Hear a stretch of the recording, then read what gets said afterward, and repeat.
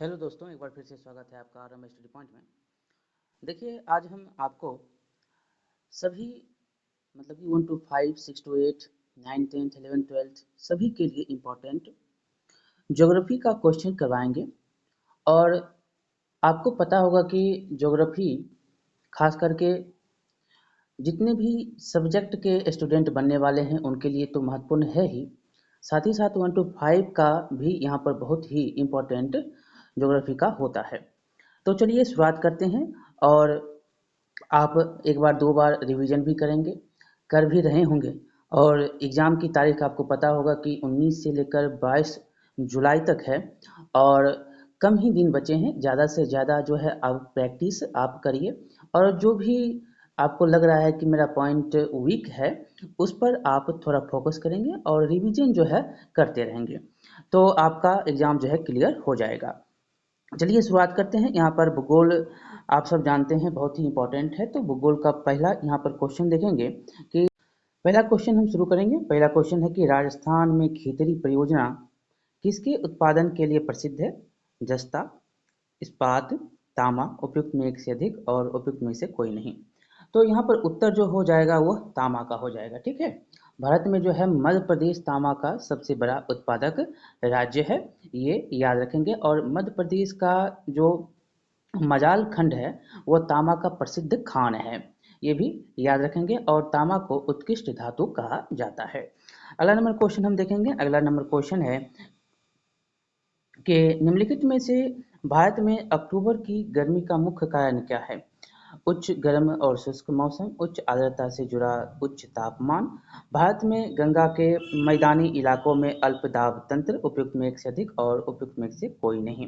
तो यहाँ पर उत्तर क्या हो जाएगा? तो उत्तर हो जाएगा यहाँ पर उच्च आर्द्रता से उच्च जो है आर्द्रता से जुड़ा उच्च तापमान। ठीक है, और भी बहुत कुछ आते हैं, जैसे कि आपको अक्टूबर में भारत की गर्मी का मुख्य कारण जैसे गंगा के मैदान में निम्न दाब प्रणाली का होना, बहुत जो है कम वेग वाली हवाएं, गर्म और शुष्क मौसम और उच्च आर्द्रता से जुड़ा उच्च तापमान, ये सारे आते हैं।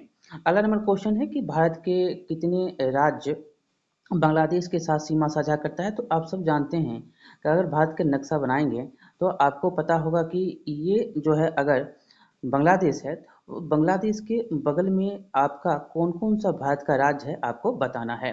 तो टोटल कितने राज्य हैं? तो टोटल 5 राज्य हैं।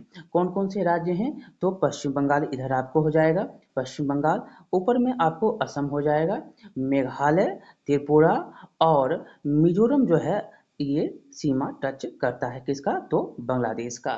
ठीक है, और आप ये भी जानते हैं कि भारत में जो है टोटल 7 देश जो है समुद्री सीमा से जुड़ा हुआ है, और वो है पाकिस्तान, मालदीव, श्रीलंका, बांग्लादेश, म्यांमार, थाईलैंड और इंडोनेशिया, ये सारे के सारे जुड़े हुए हैं।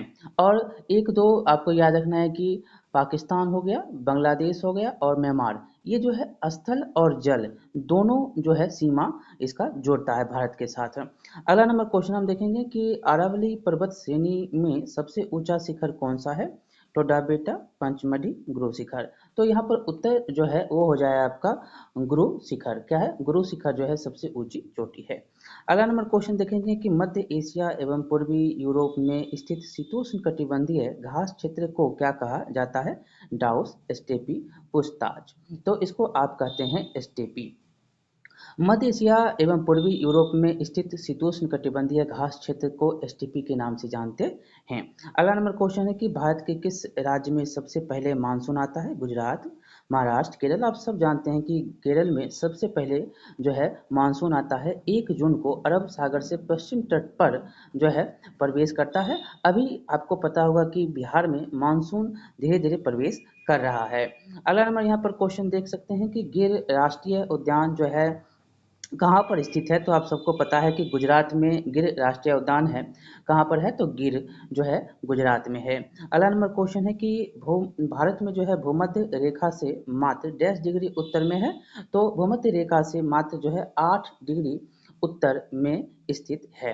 और भारत का भौगोलिक स्थिति आप सब जानते हैं, 8 डिग्री 4 मिनट से 37 डिग्री 6 मिनट उत्तरी अक्षांश से लेकर, और आपको ये भी याद रखना है कि 68 डिग्री 60 मिनट से लेकर 97 डिग्री 25 मिनट जो है पूर्वी देशांतर के मध्य स्थित है। और भारत जो है उत्तरी पूर्वी गोलार्ध में स्थित है। ये भी आपको पता होगा कि भारत का कुल क्षेत्रफल जो है 32,87,263 वर्ग किलोमीटर है, और समुद्री तट की लंबाई आपको कुल बताना है तो आप बताएंगे 7516.6 किलोमीटर।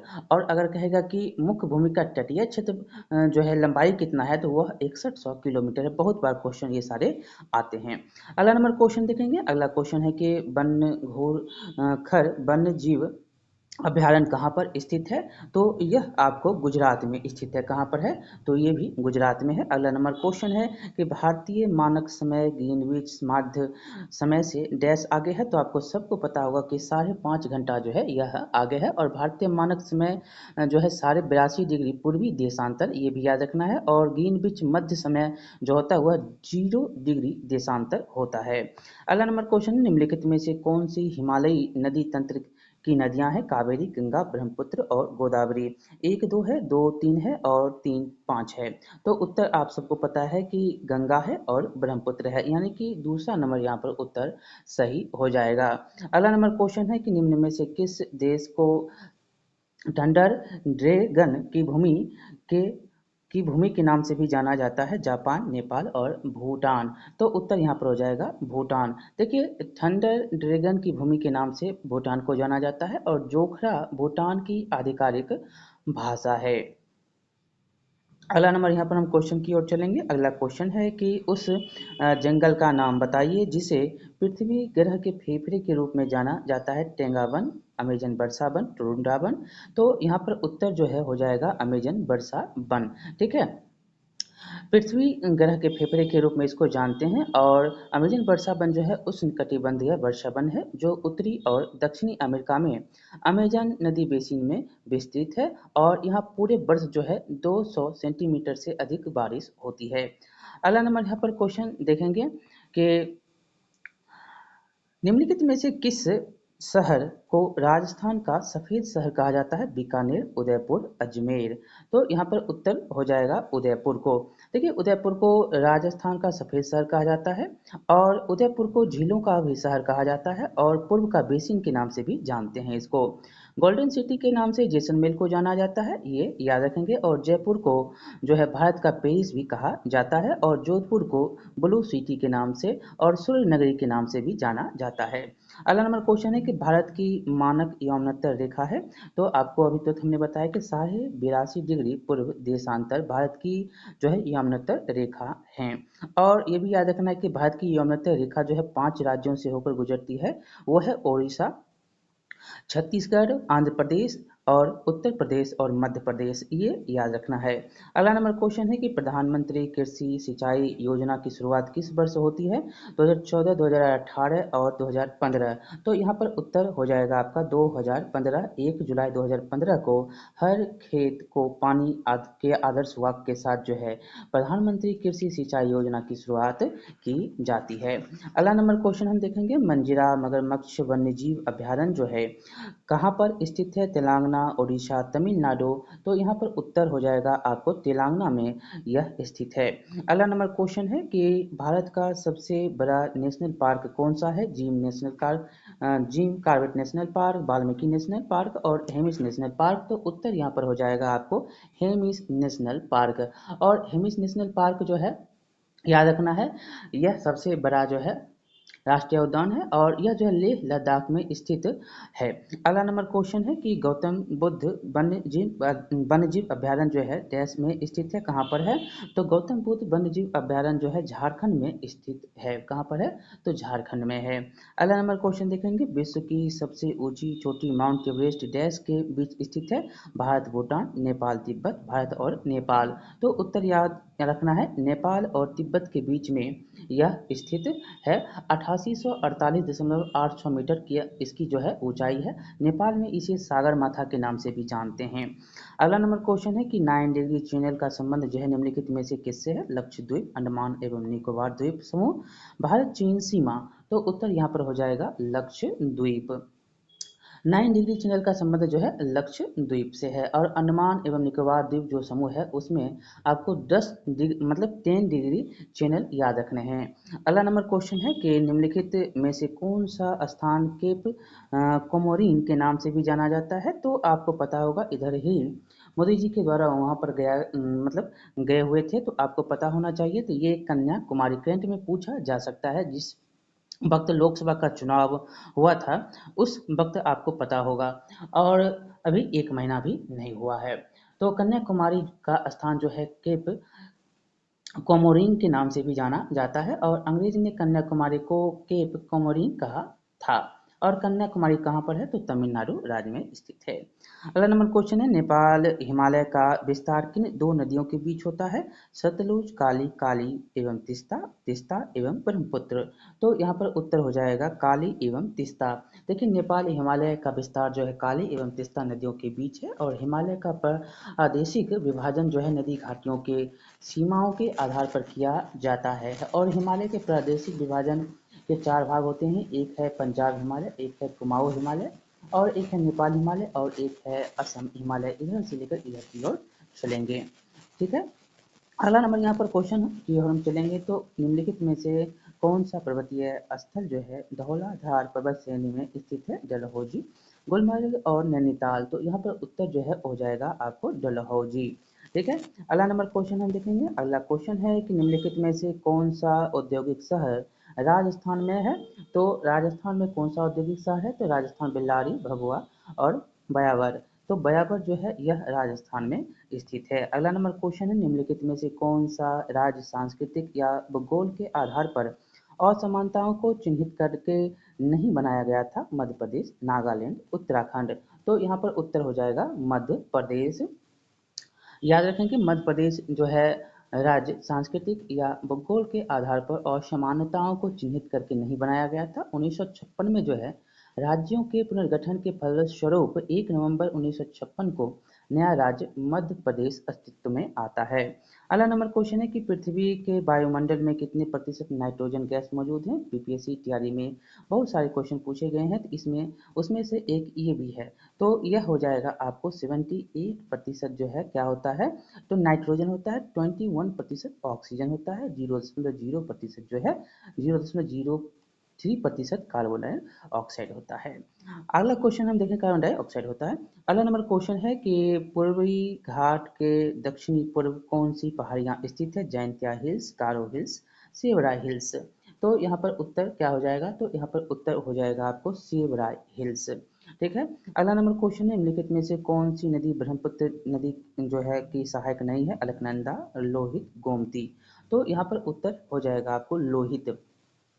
देखिए, लोहित नदी जो है ब्रह्मपुत्र की सहायक नदी नहीं है। ब्रह्मपुत्र के दाहिनी तरफ सहायक नदी आपको याद रखना है कि सुबनगिरी है, जिया बरेली और मानस है, और बाएं तरफ जो सहायक नदी है वह है दिवांग, लोहित, बुरी दिहांग, बुरी दिहिंग और धनसिरी, और जो है कापिली, ये जो है दाईं तरफ से। और ब्रह्मपुत्र नदी जो है चीन, भारत और बांग्लादेश में बहती है। चीन में ब्रह्मपुत्र नदी को सांगपो, यानी कि इसको इस भाषा में भी जाना जाता है चीन में यंग लूंग जंगबो के नाम से भी जाना जाता है, और असम में ब्रह्मपुत्र कहते हैं, तो वहीं पर बांग्लादेश में इसको जमुना के नाम से जाना जाता है। अगला नंबर क्वेश्चन हम देखेंगे कि 1987 में किस राज्य में एक अहिंसक आंदोलन शुरू किया गया था, जिसमें लोगों ने नीलगिरी के पौधों को उखाड़ फेंका और अपने लिए उपयोगी पेड़ लगाए? केरल, कर्नाटक और महाराष्ट्र। तो उत्तर हो जाएगा आपको यहाँ पर कर्नाटक। 1987 की घटना है। अगला नंबर क्वेश्चन है कि सिंधु और गंगा नदी प्रणालियों के बीच जल विभाजन पर कौन सा शहर स्थित है? अंबाला, कुरुक्षेत्र, अमृतसर। तो यहाँ पर उत्तर हो जाएगा अंबाला।